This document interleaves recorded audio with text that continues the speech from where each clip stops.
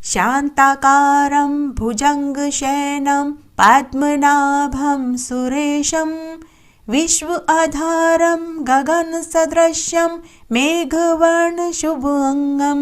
लक्ष्मीकान्तं कमलनयनं योगी अभिअर्धनगम्यं वन्दे विष्णुं भवभयहरं सर्वलोके एकनाथम्।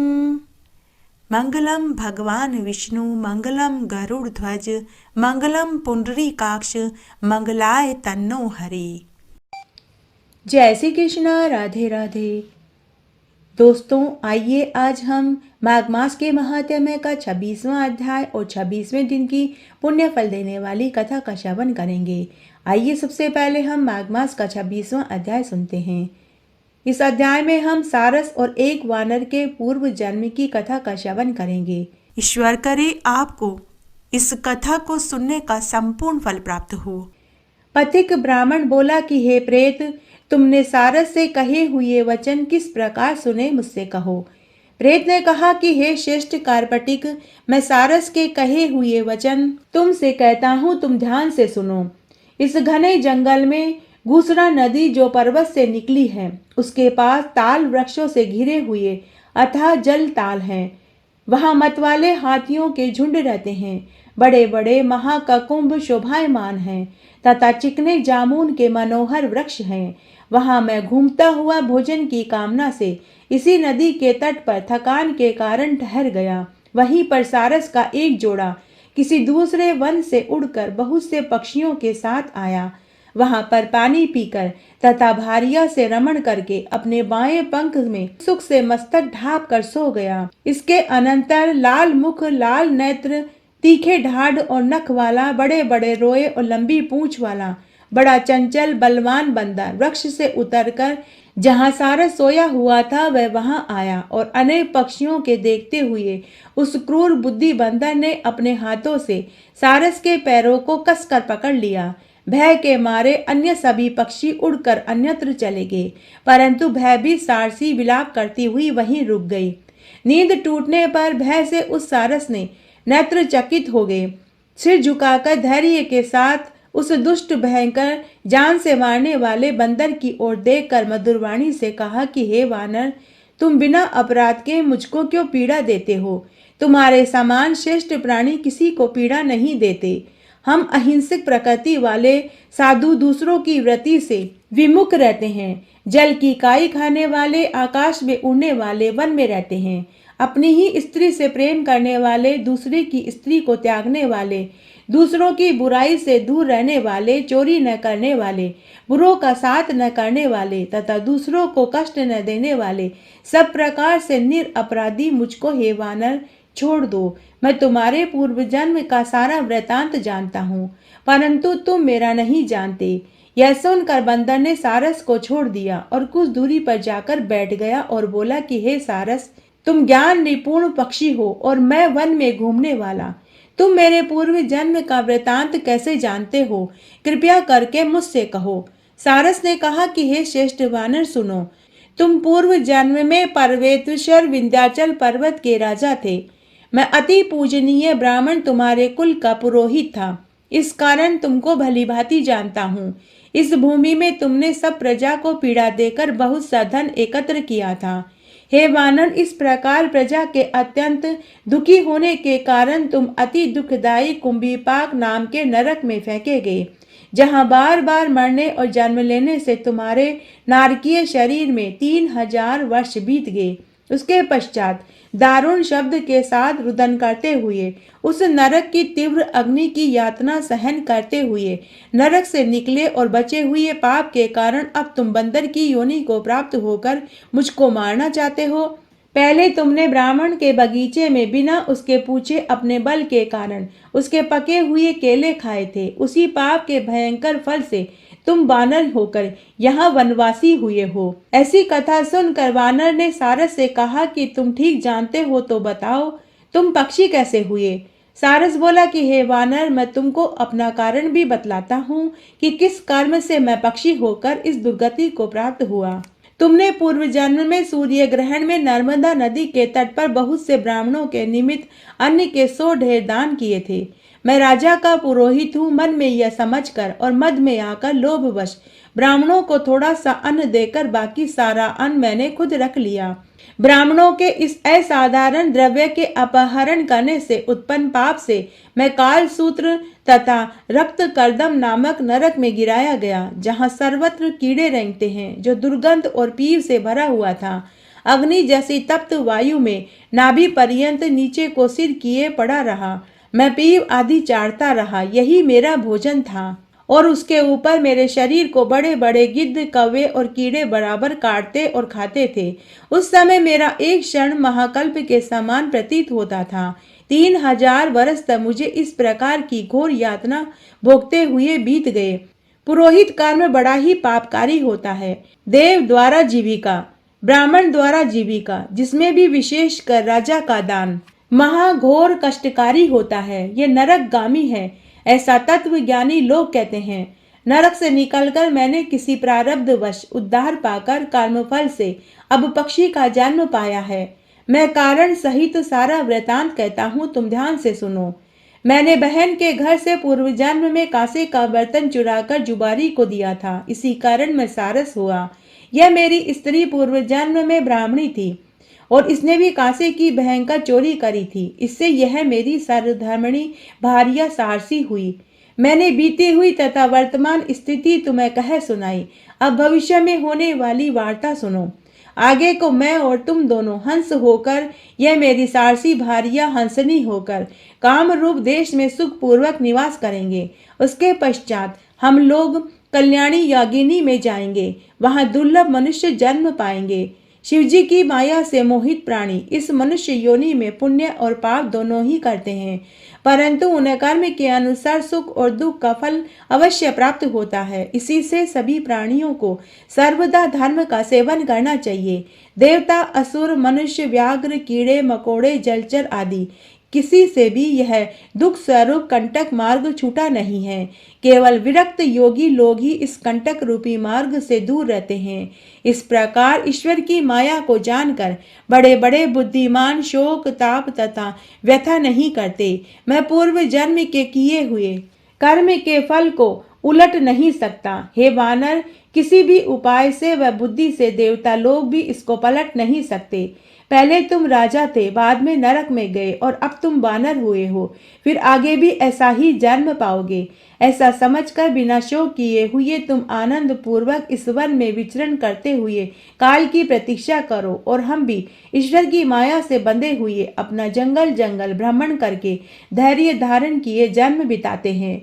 वानर ने कहा कि पहले मैं तुम्हें पूछता था, अब भी मैं तुमको प्रणाम करता हूँ, क्योंकि जाति स्मरण होने से तुम मेरे पूर्व जन्म के सारे वृतांत को जानते हो। अतः हे सारस और सारसी, तुम दोनों यहाँ आनंद पूर्वक रहो, तुम्हारा सदा कल्याण हो। तुम्हारे वाक्य सुनकर मैं मोह रहित हो गया हूँ, अब मैं भी सुख पूर्वक विचरण करूंगा। प्रेत ने कहा कि हे ब्राह्मण, यह सुनकर परम पवित्र पक्षी और बंदर का विस्तृत संवाद मैंने नदी के तट पर सुना था, जिससे मुझे भी बोध उत्पन्न हुआ और मेरे शोक का नाश हुआ। यह अपूर्व रहस्य सब पापों का नाश करने वाला है।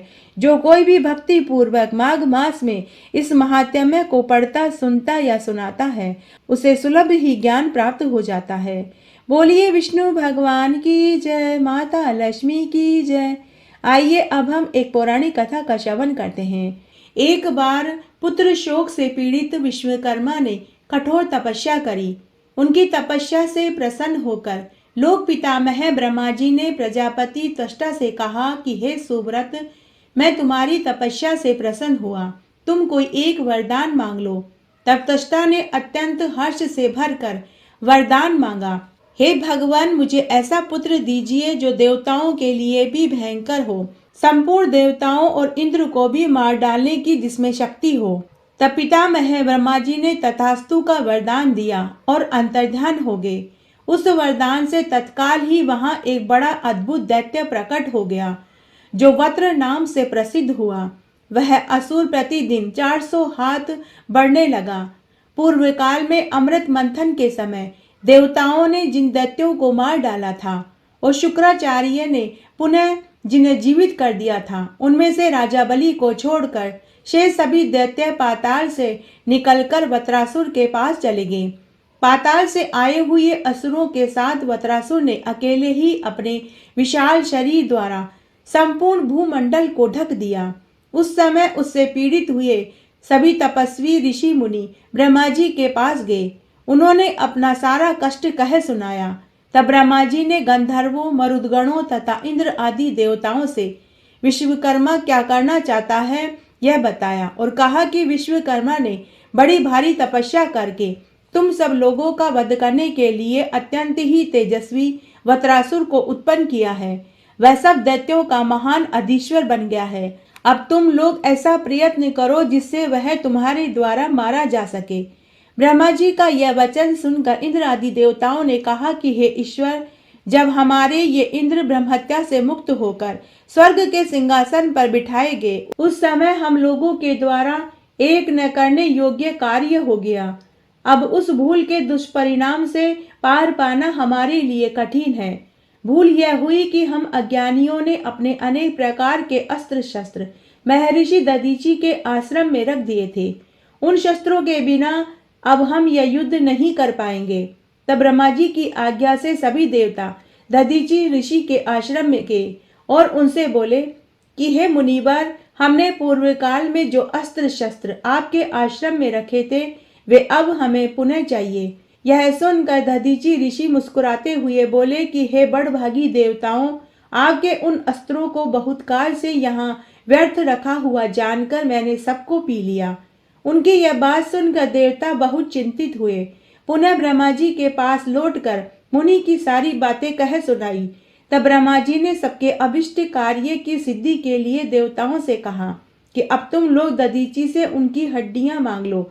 मांगने पर वे देंगे, इससे तनिक भी संशय नहीं है। बहुत अच्छा कहकर इंद्र ने ब्रह्मा जी की आज्ञा स्वीकार कर ली और गुरु बृहस्पति तथा अन्य देवताओं को साथ लेकर दधीचि मुनि के आश्रम पर गए।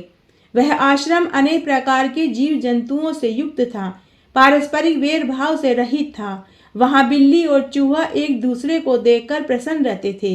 एक ही स्थान पर सिंह, हथीनियां और हाथी के बच्चे और हाथी परस्पर मिलकर अनेक प्रकार की क्रीड़ाएं करते थे। नेवलों के साथ मिले हुए सर्प एक दूसरे से आनंद का अनुभव करते थे। ऐसी अनेक आश्चर्य भरी बातें उस आश्रम में दिखाई देती थी। दधीचि मुनि अपने उत्तम तेज से सूर्य तथा दूसरे अग्निदेव की भांति प्रकाशित हो रहे थे। उनके साथ उनकी धर्म पत्नी सुवर्चा भी थी। जैसे सावित्री के साथ ब्रह्मा जी शोभा पाते हैं, ठीक उसी तरह से मुनिश्रेष्ठ दधीचि भी अपनी धर्म पत्नी के साथ सुशोभित थे। संपूर्ण देवताओं ने मुनि का दर्शन करके उन्हें प्रणाम किया और इस प्रकार कहा कि हे मुनिवर, हमें पहले से ही विदित है कि आप तीनों लोकों में सबसे बड़े दाता हैं। देवताओं की यह बात सुनकर मुनिश्रेष्ठ दधीचि बोले कि हे श्रेष्ठ देवता गणों, आप लोग जिस काम के लिए आए हैं आप उसे बताइए। आपकी मांगी हुई वस्तु मैं आपको अवश्य दूंगा, इसमें कोई संदेह नहीं है। मेरी बात कभी मिथ्या नहीं हो सकती। तब सबका स्वार्थ सिद्ध करने की इच्छा करने वाले सभी देवता एक साथ बोले कि हे मुनिवर, हम लोग भयभीत होकर आपके दर्शन की अभिलाषा से यहाँ आए हैं। उनकी बात सुनकर दधीचि मुनि बोले कि बताइए आप लोगों को क्या चाहिए। यूं कहकर महर्षि ने अपनी पत्नी को आश्रम के भीतर भेज दिया। तब देवता बोले कि हे विप्रवर, आप अपने शरीर की हड्डियां हमें दान कर दीजिए जिनसे दैत्यों का संहार हो सके। महर्षि ने कहा कि मैंने हड्डियां आपको दे दी। तब देवता बोले कि भगवान, आपके जीते जी इन हड्डियों को हम कैसे प्राप्त कर सकते हैं। तब दधीचि मुनि मुस्कुराते हुए बोले कि बस क्षण भर खड़े रहिए, मैं अभी अपना शरीर त्याग देता हूँ। ऐसा कहकर दधीचि ने समाधि लगा ली। उस परम समाधि के द्वारा अपना शरीर त्याग कर वे तत्काल उस ब्रह्मधाम में चले गए। वहां से फिर इस संसार में लौटना नहीं पड़ता। इस प्रकार भगवान शंकर के प्रिय भक्त मुनिवर दधीचि परोपकार के लिए शरीर त्याग कर ब्रह्म पद को प्राप्त हो गए। महर्षि दधीचि को ब्रह्मलीन हुआ देखकर इंद्र ने सुरभि को बुलाकर के कहा कि तुम दधीचि के शरीर को चाटो। बहुत अच्छा कहकर सुरभि ने तत्काल दधीचि के शरीर को चाटना शुरू कर दिया। उसने सब ओर से चाटकर उस शरीर को मांस रहित कर दिया। तब देवताओं ने हड्डियां ले ली और उनके शस्त्र बनाए और उनकी पीठ की हड्डी से व्रज बना। सिर से ब्रह्मशील नामक अस्त्र तैयार हुआ। ऋषि के शरीर की जो भी बहुत सी हड्डियां थी उन्हें भी इस समय देवताओं ने ग्रहण कर ली। इस प्रकार अस्त्र शस्त्रों का निर्माण करके महान बल पराक्रम से संपन्न हुए देवता वत्रासुर को मारने के लिए उद्यत हो गए और स्वर्गलोक में चले गए। तभी महर्षि दधीचि की पत्नी सुवर्चा देवी जी ने देवताओं की कार्य सिद्धि के लिए महर्षि ने आश्रम के भीतर भेज दिया था। वह पुनः लौट कर के आई। वहां जो कुछ भी हुआ वह सब उन्होंने अपनी आंखों से देखा। यह सब देवताओं की ही करतूत है ऐसा जानकर उस सती साध्वी सुवर्चा के मन में बड़ा भारी क्रोध उत्पन्न हो गया। उन्होंने अत्यंत रुष्ट होकर शाप देते हुए कहा कि हे देवताओं, मैं तुम्हें शाप देती हूँ कि तुम संतानहीन रहोगे। तपस्विनी सुवर्चा ने इस प्रकार देवताओं को शाप दे दिया और स्वयं एक पीपल वृक्ष के मूल भाग में बैठकर रुदन करने लगी। उसी समय उनके उदर से महात्मा दधीचि के पुत्र महातेजस्वी पीपलाद प्रकट हुए। माता सुवर्चा प्यासी आंखों से पुत्र पीपलाद की ओर देखती हुई हंसकर बोली कि हे महाभाग, तुम दीर्घ काल तक इस वृक्ष के समीप रहना। तुम मेरे आशीर्वाद से शीघ्र ही ऋषियों में श्रेष्ठ स्थान प्राप्त करोगे। अपने पुत्र के प्रति ऐसा कहकर साध्वी सुवर्चा श्रेष्ठ समाधि लगाकर पति के समीप चली गई। इस प्रकार उन्होंने पति के साथ सत्यलोक को प्राप्त किया। इधर वे देवता लोग अस्त्र शस्त्रों का निर्माण करके युद्ध के लिए उत्सुक हो दैत्यों के पास गए। इंद्र आदि देवता महान बल और पराक्रम से युक्त थे। वे गुरु बृहस्पति जी को आगे कर भूमि पर आकर मध्य देश में ठहर गए। उन सब के पास बड़े भारी अस्त्र और शस्त्र थे। इंद्र आदि देवताओं को आया हुआ देखकर महातेजस्वी वत्रासुर दैत्य वृंद के साथ उनके समीप आए। महेंद्र ने उस सम्रागर में महादैत्य वत्रासुर को देखा। देवताओं और दानवों का एक दूसरे की ओर दृष्टिपात बड़ा ही अद्भुत था। उनमें वैर भाव बहुत बड़ा हुआ था। वे एक दूसरे को मार डालने की इच्छा से अत्यंत क्रोध भरी दृष्टि से एक दूसरे को देख रहे थे। उसी समय महातेजस्वी वत्रासुर इंद्र के समीप आए। वत्रासुर को देखकर सभी देवता और मनुष्य महान भय से युक्त हो पृथ्वी पर गिर पड़े। तब प्रतापी इंद्र हाथ में वज्र लिए ऐरावत हाथी पर आरूढ़ हुए। सभी देवता प्रतापी लोकपालों के साथ युद्ध के लिए एकत्र हो गए, परंतु वत्रासुर को देखते ही सब लोकपाल अपने स्वामी इंद्र सहित भयभीत हो गए। अतः वे भगवान शिव की शरण में गए। महेंद्र विजय के इच्छुक थे, अतः उन्होंने गुरु बृहस्पति के बताए अनुसार बड़े विश्वास के साथ तत्काल ही विधि पूर्वक शिवलिंग का पूजन किया। फिर उदार बुद्धि वाले बृहस्पति जी इंद्र से इस प्रकार बोले कि हे देवराज, कार्तिक मास के शुक्ल पक्ष में शनिवार के दिन यदि पूरी त्रयोदशी मिले तो यह समझना चाहिए कि मुझे सब कुछ प्राप्त हो गया है। उस दिन प्रदोष काल में सब कामनाओं की सिद्धि के लिए लिंग रूपधारी भगवान सदाशिव का पूजन करना चाहिए। दोपहर के समय स्नान करके तिल और आंवले के साथ गंध पुष्प फल आदि के द्वारा शिवजी का पूजन करें। फिर प्रदोष काल में स्थावर लिंग का पूजन करें। गांव से बाहर जो शिवलिंग स्थित है उसके पूजन का फल गांव की अपेक्षा 100 गुना मिलता है। उससे भी 100 गुना अधिक उस शिवलिंग के पूजन का है जो वन में होता है। वन की अपेक्षा 100 गुना पुण्य पर्वत पर स्थित शिवलिंग का पूजन करने से मिलता है। पर्वतीय शिवलिंग की अपेक्षा तपोवन में स्थित शिवलिंग के पूजन का 10,000 गुना अधिक फल मिलता है। इस प्रकार देवताओं ने प्रतिदिन भगवान शंकर का पूजन और दशांश हवन आरंभ कर दिया। इधर मारने की इच्छा से इंद्र को आते हुए देखकर वत्रासुर हंस पड़ा। उसका वह अट्टहास इंद्र को भी भयभीत कर देने वाला था। वीर वत्रासुर बड़ा ही तेजस्वी था। उस समय वह दैत्यों का अधिपति बना हुआ था। उसके मन में सुरश्रेष्ठ इंद्र को निगल लेने की इच्छा हुई। वह बहुत बड़ा मुंह फैलाकर इंद्र की ओर बढ़ा। समीप आने पर उसने ऐरावत हाथी वज्र किरीट सहित इंद्र को सहसा निगल लिया और नाचने लगा और गाने लगा। पलक मारते मारते इंद्र वत्रासुर के घास बन गए। वहां उपस्थित रहकर यह दुर्घटना देखने वाले देवताओं में बड़ा हाहाकार मचा। धरती कांप उठी। हजारों उल्कापात होने लगे। संपूर्ण चराचर जगत में अंधकार छा गया। उस समय सभी देवता चिंतामग्न हो ब्रह्मा जी के पास गए और वत्रासुर की सारी करतूत बताई। सुनकर लोक पितामह ब्रह्मा जी ने चित्त को भली भांति एकाग्र करके भगवान शंकर की स्तुति करी। उसी समय आकाशवाणी हुई कि इंद्र ने प्रदोष व्रत का अनुष्ठान करते समय कुछ विपरीत कार्य कर दिया था, जो मूर्ख शिव निर्माल्य अर्घा शिवलिंग की छाया तथा देव मंदिर का उल्लंघन करते हैं वे शिव गणों में प्रधान चंडेश के द्वारा दंडनीय है। इसमें तनिक भी संदेह नहीं है। इसलिए लिंग पूजन पूर्वक पदशिना नमस्कार करने से अवश्य कल्याण होता है। ऐसी उत्तम बुद्धि रख कर प्रयत्न पूर्वक लिंग पूजन करना चाहिए। शिवलिंग और नंदकेश्वर के बीच में होकर तथा अर्धांतर की परिक्रमा नहीं करनी चाहिए। यदि कोई करता है तो पाप का भागी बनता है। इस इंद्र ने राज स्वभाव का आश्रय लेकर वैसी ही पदक्षिणा करी, इसलिए इसका पतन हुआ है कि आज वत्रासुर ने इंद्र को अपना गास बना लिया। हे देवताओं, अब तुम ही लोग महारुद्र विधान के अनुसार शिवलिंग पूजन करो, जिससे इंद्र शीघ्र ही छूट जाएगा। आकाशवाणी सुनकर देवताओं ने प्रतिदिन भगवान शंकर का पूजन और दशांश हवन आरंभ कर दिया।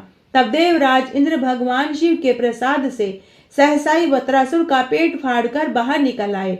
हाथी, व्रज, किरीट और कुंडल सहित परम शोभा संपन्न महातेजस्वी इंद्र को देखकर सभी देवता, गंधर्व, अप्सरा, यक्ष, मुनि सभी खुश हुए। देवताओं ने दुंदुभियां बजाई, शंखों की ध्वनि करी। इंद्र के संकट मुक्त होते ही समस्त देवलोक निवासियों में एक साथ महान हर्ष की खुशी छा गई। इंद्र जहां संकट मुक्त हुए वहां शची देवी भी आ पहुंची। महर्षियों ने शची के साथ इंद्र का अभिषेक किया। सबने यत्न पूर्वक उनके लिए पुण्याहासन किया। हे विप्रवरों, इस प्रकार जब महर्षियों ने इंद्र का अभिषेक किया तब इस पृथ्वी पर अधिक मंगल गीत गाए गए। इंद्र के वज्र से विदीर्ण किया हुआ वत्रासुर का अत्यंत ही अद्भुत शरीर वहीं गिरकर मेरुगिरी के शिखर की भांति सुशोभित होने लगा। उसी भूमि में ब्रह्महत्या है जहां वत्रासुर का भयानक शरीर गिरा था। गंगा और यमुना के बीच में जो भूमि है जिसे अंतर्वेदी कहते हैं वह पुण्य भूमि बताई गई है। वह लोक पावन भूमि सर्वत्र प्रसिद्ध है। वत्रासुर के वश से उत्पन्न होने वाली ब्रह्महत्या जिस देश में प्रविष्ट हुई वह पापी बताया गया है। उस मल भूमि में ही वत्रासुर का महान मस्तक पड़ा था, जिसे इंद्र आदि देवताओं ने 6 महीने में काटा। इस प्रकार वत्रासुर का वध करके इंद्र ने विजय प्राप्त करी और वे शचीनाथ निर्भय होकर इंद्रासन पर विराजमान हो गए। बोलिए विष्णु भगवान की जय, माता लक्ष्मी की जय। इस तरह आज हमने माघ मास के महात्म्य का 26वां अध्याय और 26वें दिन की पुण्य फल देने वाली व्रत कथा सुनी। आशा करती हूँ यह आपको जरूर पसंद आएगी। मेरे साथ बने रहने के लिए आपका धन्यवाद। आगे आने वाली कथा कहानी के लिए भी आप इसी तरह मेरे साथ बने रहें। धन्यवाद।